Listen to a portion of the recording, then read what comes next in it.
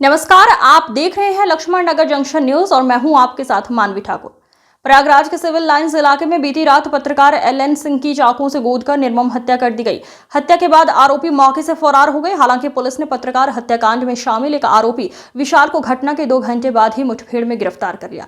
मुठभेड़ में गिरफ्तार अभियुक्त विशाल के दोनों पैर में 3 गोली लगी, जिसको इलाज के लिए अस्पताल में भर्ती कराया गया है। घटना की जानकारी के बाद मौके पर पहुंचे एडिशनल सीपी कानून व्यवस्था अजयपाल शर्मा ने बताया, आरोपियों से 22 अक्टूबर को किसी बात को लेकर मृतक से कहासुनी हुई थी। आशंका है उसी खुन्नस में हत्या को अंजाम दिया गया है। हालांकि अभी इस घटना में शामिल एक अन्य अभियुक्त की तलाश जारी है।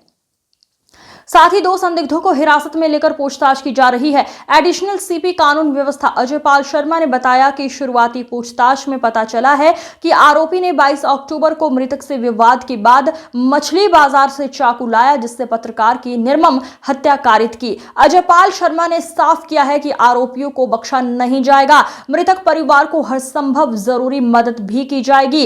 एलन सिंह 50 वर्षीय प्रयागराज के धूमनगंज थाना क्षेत्र के अलकापुरी कॉलोनी के निवासी थे। वो पिछले कई वर्षों से प्रिंट और इलेक्ट्रॉनिक मीडिया से जुड़े हुए थे। बीती रात करीब 10:30 बजे सिविल लाइंस थाना क्षेत्र के धरना स्थल के पास एलन सिंह बैठे हुए थे। तभी 2 युवक मौके पर चापड़ लेकर पहुंचे और एलन सिंह पर ताबड़तोड़ चाकुओं से हमला बोल दिया, जिसके बाद गंभीर रूप से घायल एलन सिंह को अस्पताल भेजा गया, जहां डॉक्टरों ने उसे मृत घोषित कर दिया। मृतक पत्रकार एलन सिंह के चाचा अशोक इलाहाबाद हाईकोर्ट के अधिवक्ता हैं। घटना की सूचना के बाद अशोक सिंह भी अस्पताल पहुंचे। उन्होंने घटना पर रोष जताते हुए आरोपियों के खिलाफ कड़ी कार्रवाई की मांग की है।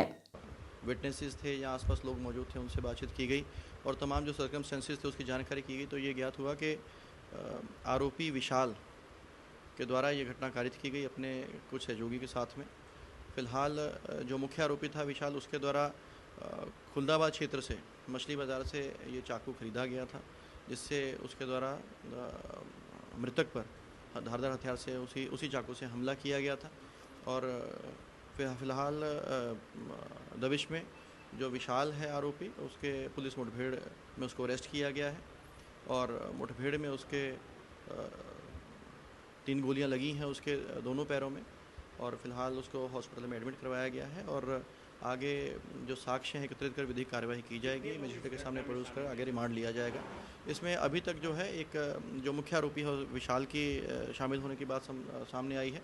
उसके एक और सहयोगी की भी शामिल होने की बात सामने आई है, जिसके संबंध में पुलिस टीम के द्वारा दबिश दी जा रही है। और इसमें 2 और भी जो सस्पेक्ट हैं उनको भी अभी फ़िलहाल कस्टडी में लेकर के उनसे पूछताछ की जा रही है। और ये जानकारी हुई है कि पिछले दिन जो मृतक हैं उनका और जो आरोपी हैं उनके बीच में किसी बात को लेकर विवाद हुआ था, जिस चीज़ की अभी जानकारी ये मतलब अभी तक ये प्राइमा फेसी इन्फॉर्मेशन है। इन सभी तथ्यों की अभी पड़ताल की जा रही है, वेरीफाई किया जा रहा है और जैसे साक्ष्य निकल करके आएंगे उनको संकलित करते हुए आगे जो है अग्रिम विधिक कार्रवाई की जाएगी। घटना के पीछे कारण क्या है सर? जैसा कि मैंने बताया कि एक दिन पहले इनका किसी बात को लेकर के झगड़ा हुआ था। किस बात को लेकर के झगड़ा हुआ था उसकी जानकारी की जा रही है, बट ये कंफर्म हुआ है कि इनकी आपस में काफ़ी ज़्यादा कहासुनी हुई है और फिर आज वहाँ पे ये घटना विशाल के द्वारा ये कारित की गई है अपने सहयोगी के साथ।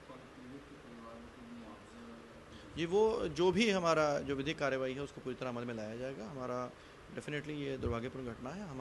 हमारी सहानुभूति पीड़ित के साथ में है, as a department, as a government organisation, और पूरी तरह से हर संभव सहायता प्रदान की जाएगी।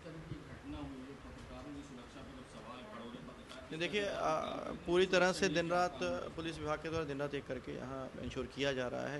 ये मेरा चचेरा भतीजा है, आपकी पत्रकारिता से जुड़ा हुआ है। अभी तक कोई बात समझ में बहुत आई नहीं मुझे भी, क्योंकि हमको फोन आया कि चाचा मुझे बचा लीजिए। उस दरमियान मैं डॉक्टर यूबी यादव साहब के बैठा था। तत्काल मैंने अपने कुछ जूनियर अधिवक्ता को बोल दिया कि भाई तुरंत पहुंच जाओ, और इंस्पेक्टर सिविल लाइन को, और मैं खुद भी तुरंत चल दिया। मैं आज ही आधे रास्ते था, तब तक हमारे जूनियर अधिवक्ताओं ने बताया कि हालत बहुत गंभीर है, कम से कम 25-30 चाकू मारे गए हैं। गाड़ी में लाद के हम लोग स्वरूप रानी हॉस्पिटल लाए हैं। पुलिस भी साथ थी। अब अभी तो पुलिस भी कुछ भी बताने में, जैसा आपने देखा पुलिस कमिश्नर अजय पाल शर्मा भी मौजूद थे। अभी क्या हालत है? मेरे ख्याल से तो आप जीरो ही समझिए। अब क्या लगता है जब तक ऑफिशियल जिस तरह से पत्रकार सुरक्षित नहीं है, लगातार जिस तरीके से प्रयागराज में घटनाएं हो रही हैं, पत्रकार भी सुरक्षित नहीं है। बिल्कुल मैं इस चीज को एकदम गलत मानता हूं कि पुलिस प्रशासन कम से कम इस बात की, पत्रकार अधिवक्ता इस टाइप के लोग के ऊपर अगर हमला होता है और इस तरह से, आप जान के रखिए कम से कम 25-30 बांका जो होता है चापड़, उससे काटा है। पूरा फुटेज देख लीजिए। उसके बस्ते में आपका ये कैमरा जो आप लिए हुए हैं ये भी है, मोबाइल्स हैं। कभी कोई विवाद किसी तरह की कोई रंजिश बताई थी? नहीं, कोई रंजिश तो नहीं बताई अब तक। केवल आज मतलब ऐसे तो उसकी कोई रंजिश हमें लगता नहीं है। बाकी उनकी क्या है, उसका बच्चा है एकदम छोटा सा है अभी, और एक पत्नी है अभी, लड़का है वो भी बहुत बताने की स्थिति में नहीं है। क्योंकि हम लोग भी भाई चाचा जरूर हैं, लेकिन अब आप भी जान रहे हैं, मैंने बोला ना कि चचारा भतीजा है, तो बहुत कुछ अंदरूनी तो मुझे भी अभी बहुत अवगत